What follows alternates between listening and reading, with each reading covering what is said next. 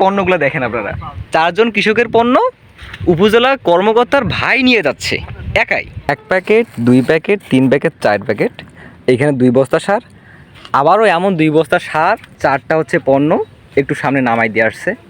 এটা হচ্ছে একজন উপজেলা কর্মকর্তার ছোট ভাইয়ের প্যাকেজ।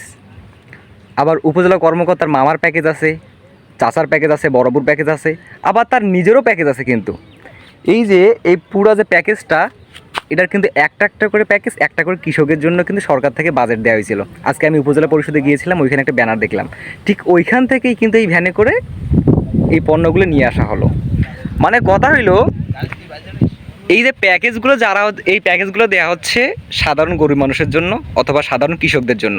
সেই প্যাকেজগুলো দেখেন, এগুলা কিন্তু হচ্ছে উপজেলায় শেষ। উপজেলা থেকে যে ছাড়বে ইউনিয়ন পরিষদ যাওয়ার আগেই কিন্তু এটা শেষ। তাহলে সাধারণ যে কৃষকরা আছে তারা পাবে কোথায়?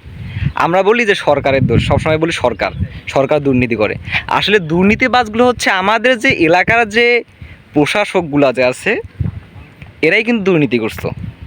এরাই কিন্তু হচ্ছে এই যে পণ্যগুলো দেখেন আপনারা, 4 জন কৃষকের পণ্য উপজেলা কর্মকর্তার ভাই নিয়ে যাচ্ছে একাই।